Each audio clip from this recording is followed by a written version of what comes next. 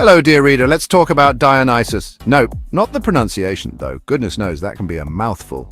No, let's talk about the god himself. Dionysos, the twice-born god of wine, theatre, and, well, let's just say exuberant festivities. Dionysos wasn't your typical Olympian god. He enjoyed a good time, a good party, and a good drink, much to the chagrin of some of his more, shall we say, reserved relatives.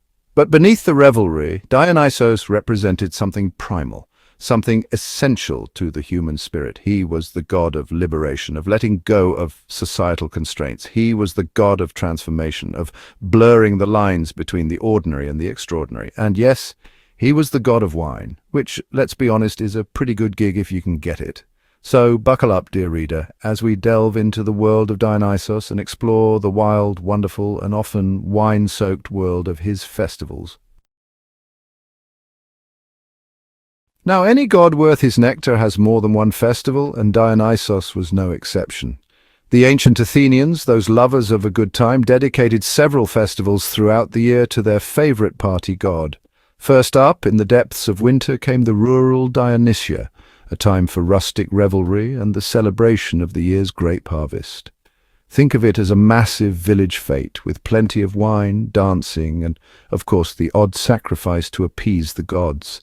Villagers would gather in the countryside, bringing with them the fruits of their labor, and engage in communal feasting and merrymaking. The air would be filled with the sounds of flutes and lyres, and the laughter of people enjoying the simple pleasures of life. Next came the Lenaea, a more intimate affair held in Athens itself.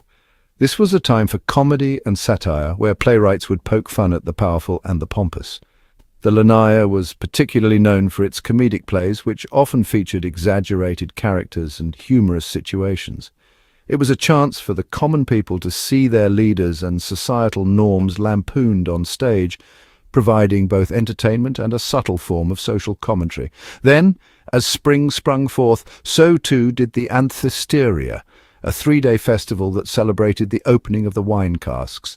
Think of it as a city-wide wine tasting with a dash of ancestor worship thrown in for good measure. During the Anthesteria, the city of Athens would come alive with processions, feasts, and rituals. People would visit the graves of their ancestors, offering libations and prayers, while also indulging in the new wine of the season. It was a time to honor the past and celebrate the present, blending reverence with revelry. But the biggest, most extravagant festival of them all was, of course, the great Dionysia, a 5-day extravaganza of theatre, music, and, you guessed it, even more wine. This was the festival that gave birth to Greek tragedy and comedy, where playwrights like Sophocles, Euripides, and Aristophanes would showcase their latest masterpieces. The Great Dionysia was a cultural highlight of the Athenian calendar, attracting visitors from far and wide. The city would be abuzz with excitement as people flocked to the theatres to witness the dramatic performances that would later become timeless classics. It was a celebration of artistic expression and human emotion, with themes that resonated deeply with the audience. And finally, as summer faded into autumn, came the Oskophoria, a festival that celebrated the grape harvest and the impending winter.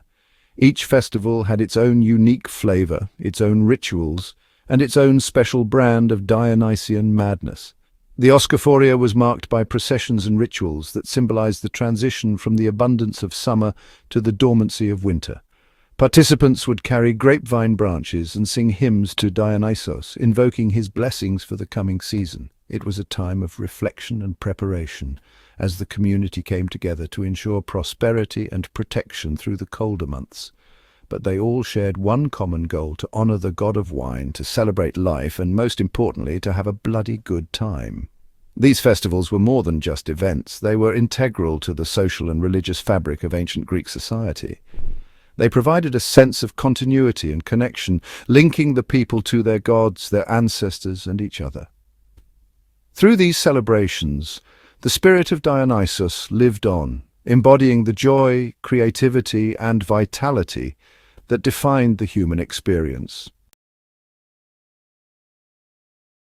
Now you might be thinking, Stephen, this all sounds like a lot of fun and games, but surely there was more to these festivals than just drinking and dancing. And you'd be right, dear reader. While the Dionysian festivals were undoubtedly a time for merriment, they also served a deeper, more profound purpose. They were a way for the ancient Greeks to connect with their primal instincts, to let go of their inhibitions, and to experience a sense of unity with their fellow humans. In a world bound by strict social structures, the Dionysian festivals offered a brief respite, a chance to break free from the shackles of convention and embrace the chaos and ecstasy of life. They were a reminder that beneath the veneer of civilization, we are all just animals, driven by our desires, our fears, and our capacity for both great joy and great sorrow. Moreover, the festivals played a vital role in Athenian society. They fostered a sense of community, bringing people together from all walks of life. These gatherings were not just for the elite or the privileged, they were inclusive, welcoming everyone from the wealthiest citizens to the humblest laborers. This inclusivity helped to break down social barriers, even if just temporarily, and allowed for a more cohesive society. They provided an outlet for artistic expression, with theatre, music, and dance taking center stage. The performances were not merely entertainment, they were a form of storytelling that conveyed moral lessons, explored human nature, and questioned societal norms. Through these artistic expressions, the Greeks could reflect on their own lives and the world around them. And they served as a powerful reminder of the importance of agriculture, with wine, the lifeblood of the festival, symbolizing the bounty of the land.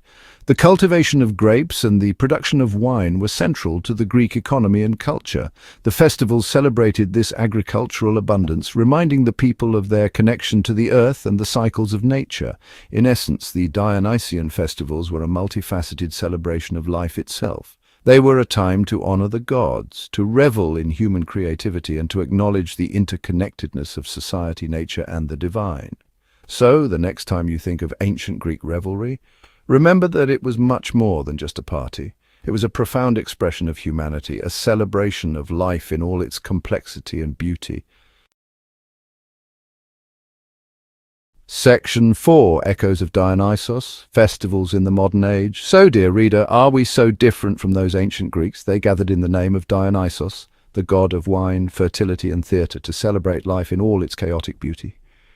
Do we not still crave those moments of release, those opportunities to cast off the weight of our everyday lives and embrace the joy of simply being? Of course we do. In fact, our need for such moments might be even greater in today's fast-paced, technology-driven world. Just look around at the plethora of festivals and celebrations that fill our modern calendars. From music and arts to food and culture, there's a festival for nearly every interest and passion. From the vibrant colors and intoxicating rhythms of Carnival in Rio to the raucous revelry of Oktoberfest in Munich, these events draw people from all corners of the globe, united in their desire to celebrate and connect. From the joyous street parades of Mardi Gras to the ecstatic celebrations of music festivals around the world, these gatherings offer a chance to escape the mundane and immerse ourselves in a world of creativity and expression. The spirit of Dionysos is alive and well. We may no longer worship him as a god, but his essence permeates our modern festivities. We may no longer worship him as a god, but we still pay homage to the ideals he represents: freedom, joy, and the unbridled celebration of life. These festivals are a testament to our enduring need for communal joy and shared experiences. Whether it's dancing with friends at a music festival, raising a glass at Oktoberfest, or simply enjoying the vibrant atmosphere of a street parade, we are all partaking in a tradition that dates back millennia. And let's not forget the enduring legacy of Greek theatre. From Shakespeare to Broadway, the influence of those ancient Athenian playwrights can still be felt today. Their works continue to inspire and entertain, reminding us of the power of storytelling and performance. From experimental theatre to Hollywood blockbusters, the themes and narratives explored by the Greeks remain relevant, resonating with audiences across the ages. The influence of those ancient Athenian playwrights can still be felt today. Their exploration of human nature, society, and the divine continues to captivate and provoke thought. So the next time you find yourself caught up in the thrill of a live performance, whether it's a play, a concert, or a festival, remember that you have Dionysos to thank for it. His legacy lives on in every cheer, every dance, and every moment of shared joy. Remember that you have Dionysos to thank for it. His spirit is present in every act of celebration, reminding us to embrace the joy and freedom that life has to offer. Section 5. The legacy of the vine, Dionysos' enduring influence. But the story of Dionysos, dear reader, is far from over. There are countless tales of his exploits, his loves, his triumphs, and his tragedies. We could spend hours discussing his role in Greek mythology, his complex relationship with his divine and mortal family, or the enduring symbolism of the grapevine and the intoxicating power of wine. But alas, all good things must come to an end, at least for now. Consider this a mere taste, a tantalizing sip from the goblet of knowledge, if you will. There's so much more to explore, so much more to discover about the enigmatic and endlessly fascinating god of wine and revelry. So, until next time, dear reader, let us raise a glass to Dionysos, the god who taught us to embrace life's pleasures, to find joy in the midst of chaos, and to never ever refuse a good party.